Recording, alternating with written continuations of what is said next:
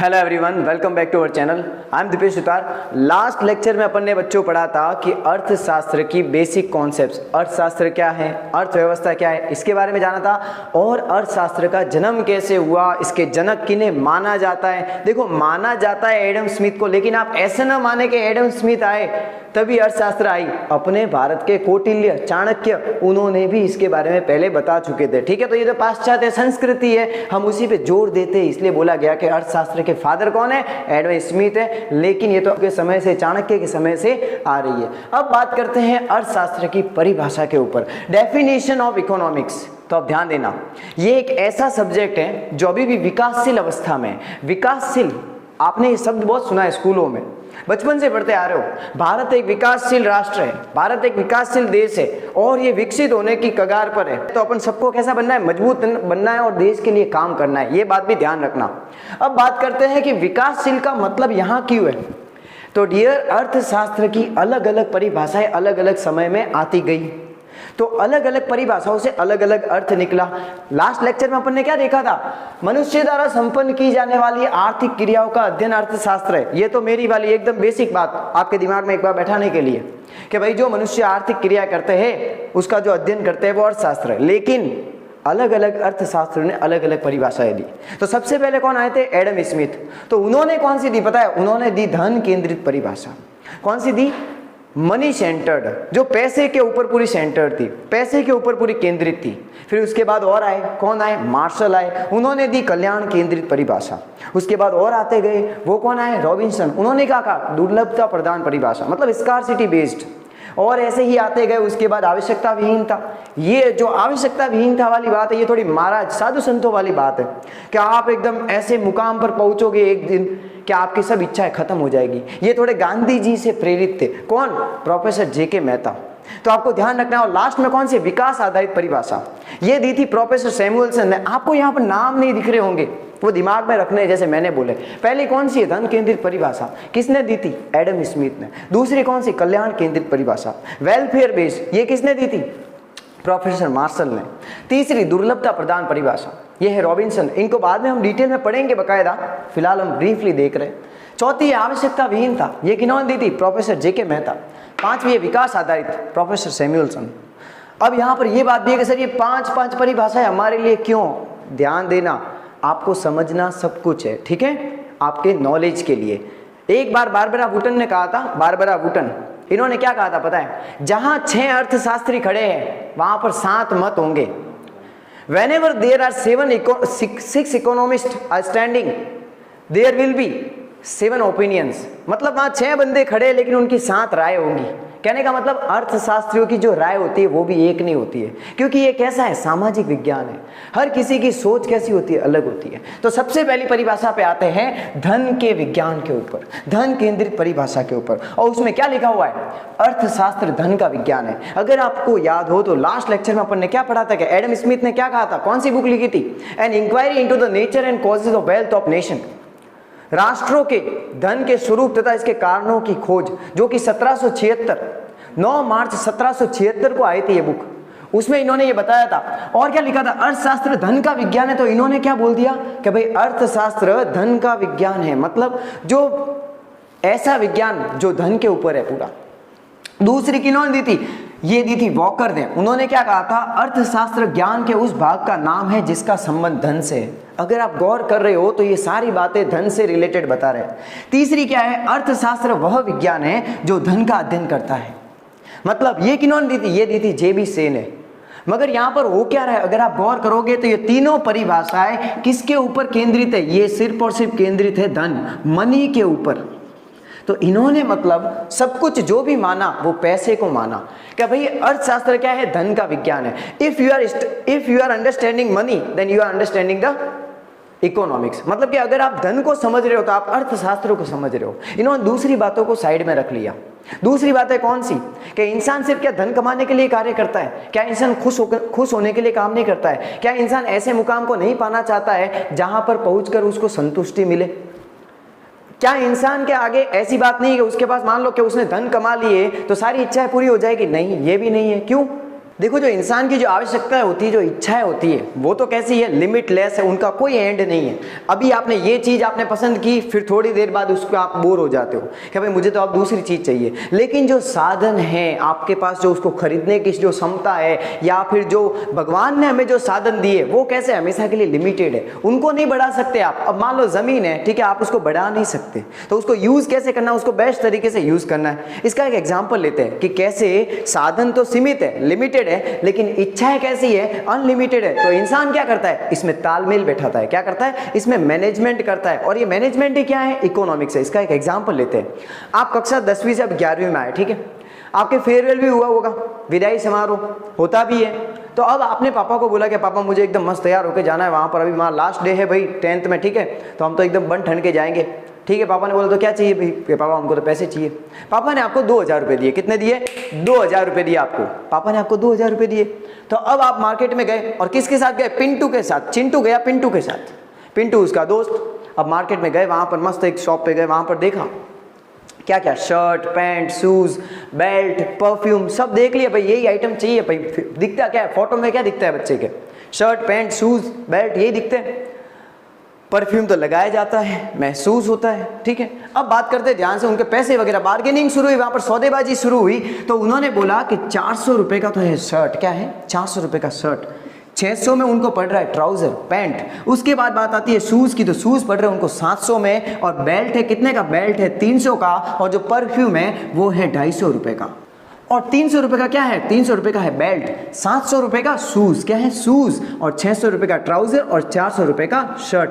तो अब ध्यान देना, उसके पास जेब में कितने, उसके पास जेब में सिर्फ 2000 रुपये है, क्या है। अब ध्यान देना, यही बात है, यही तो मेन चीज़ है कि साधन सीमित है, जेब में जो पैसे हैं वो सिर्फ और सिर्फ 2000 रुपये हैं। और चीज़ें कितने की पसंद आई है उसको चीज़ें पसंद आई हैं कितने की, 2250 रुपये। तो बताओ क्या तालमेल हो रहा है क्या, 2000 में 2250 की चीज़ें खरीद सकता है। कोई बच्चा बोलेगा सर मैं तो वहाँ पर डिस्काउंट करवा के आ जाऊँगा, सर मैं तो वहाँ उधार रखवा के आ जाऊँगा। देखो ये तो बातें हैं, ठीक है, ये रियल लाइफ में होता है, लेकिन मैं क्या कह रहा हूँ, साधन तो सीमित है ना।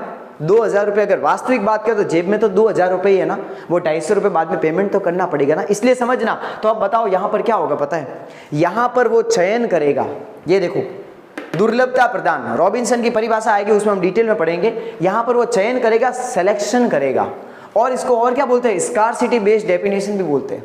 क्यों, क्योंकि जो साधन है वो कैसे है, सीमित है। तो अब वो यहाँ पर देखेगा कि यार ऐसी कौन सी चीज़ है जिसे मैं छोड़ सकता हूँ, और कुछ कुछ चीज़ें ऐसी हैं जिनको अल्टरनेटिवली यूज़ भी कर सकते हैं, जिनके अलग अलग प्रयोग भी होते हैं। कैसे, अब जो शूज़ है वो फेयरवेल में पहन के जा रहा है, तो यूँ तो है नहीं कि खाली वहाँ के लिए पहने, और भी कहीं पार्टी होगी वहाँ भी पहन के जा सकता है।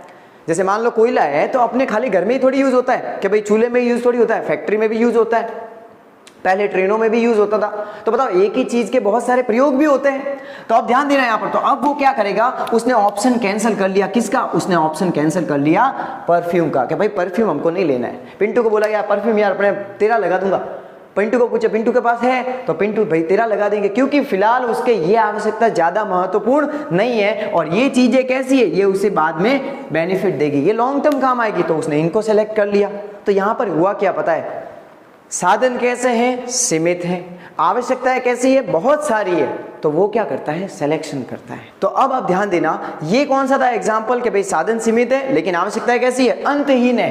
अब ध्यान देना, ये अपन ने जो अर्थशास्त्र की परिभाषा देखी, जो कि किसके ऊपर बेस्ड थी, पूरी धन के ऊपर, मनी के ऊपर, तो उसका निष्कर्ष क्या निकलता है कि भाई आखिर अर्थशास्त्र क्या है इस परिभाषा के आधार पर। तो पहला पॉइंट क्या है, अर्थशास्त्र के अध्ययन का विषय केवल धन है। इन्होंने सिर्फ और सिर्फ फोकस किसके ऊपर किया है, धन के ऊपर, कि बाकी तो कोई विषय है ही नहीं। जबकि अगर आपने, मैंने ये एग्जांपल दिया, इसमें क्या हो रहा है, वो चयन कर रहा है, क्या कर रहा है, वो सिलेक्शन कर रहा है कि उसके सबसे ज्यादा महत्वपूर्ण चीज कौन सी है और किसको छोड़ा जा सकता है। इसने यहाँ पर किसको छोड़ा, परफ्यूम को छोड़ दिया। दूसरे पे आते हैं, मनुष्य धन कमाने का कार्य करता है। यहाँ पर तो सिर्फ एक ही बात बताई है अर्थशास्त्र में, इस परिभाषा के बेस पर अगर आधार पर बताए तो, कि मनुष्य जो भी काम कर रहा है वो केवल धन से प्रेरित होकर काम करता है। उसमें प्रेम, इच्छा, उसमें जो सद्भावना, कर्तव्य का भाव होकर कोई काम करना, ऐसी उसमें कोई इच्छा नहीं है। उसका खाली एक ही उद्देश्य है कि मुझे तो काम पे जाके क्या कमाने, पैसे कमाने। कि बस मेरा तो सिर्फ पैसे कमाने हैं, यहाँ पर ये उद्देश्य है। तीसरा, व्यक्तिगत समृद्धि से राष्ट्रीय समृद्धि होती है। यहाँ पर ये माना है कि अगर हर एक इंसान खूब सारे पैसे कमा लेगा तो वो देश भी अमीर बन जाएगा, वो देश भी विकसित हो जाएगा। लेकिन क्या ऐसा पॉसिबल है, वो हम आगे देखेंगे। मानवीय सुखों का एकमात्र आधार धन है। यहां पर यह भी माना है कि अगर किसी इंसान को खुश होना है तो उसके जेब में पैसे होने चाहिए, धन होना चाहिए। अगर धन नहीं है उसके पास तो वो खुश नहीं है। देखो, एक लेवल तक धन खुशी देता है, लेकिन उसके बाद धन से भी सुख नहीं मिलता है इंसान को, ये तो होता ही है। तो इन्होंने क्या किया, सब कुछ किसको मान लिया, इन्होंने पूरा का पूरा अपना फोकस किसके ऊपर किया, सिर्फ और सिर्फ धन के ऊपर। किसके ऊपर किया, सिर्फ और सिर्फ धन के ऊपर। तो अब बच्चों ध्यान देना, इन्होंने सिर्फ और सिर्फ किसके ऊपर केंद्र किया, धन के ऊपर ये परिभाषा केंद्रित थी। तो इसकी आलोचना हुई, क्या हुई, इसको लोग आलोचना करने लगे। क्यों, इसका कारण भी है। देखो, इन्होंने क्या किया, धन पर आवश्यकता से अधिक बल। इन्होंने सब कुछ क्या माना कि केवल और केवल अर्थशास्त्र तो क्या है, धन का अध्ययन है। दूसरा, आर्थिक मनुष्य की कल्पना निराधार अनुचित है। कैसे, इन्होंने क्या माना कि इंसान तो एक क्या है, इकोनॉमिक पर्सन है। क्या है, इकोनॉमिक पर्सन, कि ये सिर्फ और सिर्फ जो भी पैसा काम करता है, इसके दिमाग में तो खाली क्या चलता है, इसके दिमाग में खाली और खाली पैसा चलता है, रुपया पैसा चलता है इसके दिमाग में, इसके लिए ये कार्य करता है। लेकिन बताओ, क्या रियल लाइफ में ऐसा होता है? नहीं। एक इंसान क्या ये सोचकर कार्य नहीं करता है कि उसको अपना बेस्ट देना है, उसके अपने परिवार को सुखी करना है, उसको संतुष्टि प्राप्त करनी है, उसको खुशी प्राप्त करनी है? क्या जीवन में ये उद्देश्य नहीं होते? ये भी उद्देश्य होते हैं। लेकिन यहां पर क्या मानना है कि जो मनुष्य कार्य कर रहा है उसका एकमात्र लक्ष्य क्या है, धन है। क्या है, धन। तीसरे पे आते हैं धन का संकुचित अर्थ। अब एक और बात और ध्यान रखना, यहां पर यह मानना है कि धन का मतलब क्या, मनी, जिसको आप छू सकते हो, महसूस कर सकते हो, वो धन, ठीक है। लेकिन जो अब जैसे मैं पढ़ा रहा हूं, मैं जो ये सेवा दे रहा हूं, अब आप इससे क्या, आपके ज्ञान में वृद्धि हो रही है, इसको इन्होंने धन नहीं माना है। जो डॉक्टर सर्विस दे रहा है, जो सीए सर्विस दे रहा है, जो वकील सर्विस दे रहा है, जो टीचर सर्विस दे रहा है, इनकी जो सेवाएं है, इसको धन इन्होंने नहीं माना है। तो इन्होंने क्या कर दिया, धन का संकुचित अर्थ कर लिया, इन्होंने सेवाओं को इसमें शामिल नहीं किया। नेक्स्ट, अर्थशास्त्र का संकुचित अर्थ। अब बताओ, मैंने बताया कि नहीं, अर्थशास्त्र तो अपने आप में बहुत बड़ा है। और देखो, मैंने स्टार्टिंग में आपको बताया था, अलग अलग परिभाषाएं आती जाएगी, क्योंकि ये एक कैसा सब्जेक्ट है, विकासशील, डायनेमिक सब्जेक्ट है, चेंज होता जा रहा है समय के साथ साथ। तो अर्थशास्त्र का इन्होंने क्या कर लिया, धन के ऊपर पूरा बल देके अर्थशास्त्र का अर्थ इन्होंने क्या कर दिया, सीमित कर दिया, संकुचित कर दिया, नैरो कर दिया। मानव के कल्याण की चर्चा नहीं, यहां पर बिल्कुल भी बात नहीं हो रही है कि इंसान को खुश कैसे हुआ जा सकता है, वो कैसे दो चीजों के बीच में कि ये चीज मेरे लिए अच्छी है कि ये चीज मेरे लिए अच्छी है, उसमें चयन कैसे करेगा। या फिर ये भी बात नहीं हो रही है कि एक लेवल के बाद इंसान की जो आवश्यकताएं होती है उनमें परिवर्तन आता है। इसमें सिर्फ एक ही बात कही है कि इंसान स्टार्टिंग से लगाकर एंड तक सिर्फ और सिर्फ किसके लिए काम करता है, धन के लिए कार्य करता है। तो अब अगर आप ध्यान दोगे तो इसमें क्या हो रहा है, इन्होंने धन के ऊपर केंद्रित होने के कारण कई लोगों ने इसकी आलोचना की। यहां तक कि कुछ लोगों ने तो इसे क्या कहा, अर्थशास्त्रों को क्या कहा, बास्टर्ड साइंस, क्या कहा, अधम विज्ञान, कि यार ये सबसे गया गुजरा विज्ञान अगर कोई है विषय है तो वो अर्थशास्त्र है। फिर कुछ लोगों ने क्या कहा, डिसमल साइंस, दुखदायी विज्ञान, कि ये जो दुख देता है वो विज्ञान कौन सा है, अर्थशास्त्र। तीसरा, ब्रेड एंड बटर साइंस, रोटी और मक्खन का विज्ञान। मतलब क्या हुआ कि खाली यहाँ पर तो रुपयों पैसों की बात हो रही है, बाकी कोई बात नहीं हो रही है, मनुष्य के कल्याण की बात नहीं हो रही है, मनुष्य की भलाई की बात नहीं हो रही है, देश की भलाई की बात नहीं हो रही है। तो इसमें क्या माना इन्होंने, रोटी और मक्खन का विज्ञान। तो आप देख सकते हो कि लोगों ने इसको क्या किया, क्रिटिसाइज किया। तो इस प्रकार से आज हमने कौन सी परिभाषा, आज हमने डिटेल में कौन सी परिभाषा देखी है, धन केंद्रित परिभाषा, जिसमें कौन कौन से अर्थशास्त्री थे। सबसे पहले जिन्होंने दी थी एडम स्मिथ ने, किन्होंने दी थी, एडम स्मिथ ने। उसके बाद कौन आए थे, वॉकर, और फिर किन्होंने दी, जेबी से ने। तो अगर आपको इस लेक्चर में कहीं भी कोई भी एक सिंगल भी डाउट है तो आप मुझे कमेंट सेक्शन में जरूर बताना।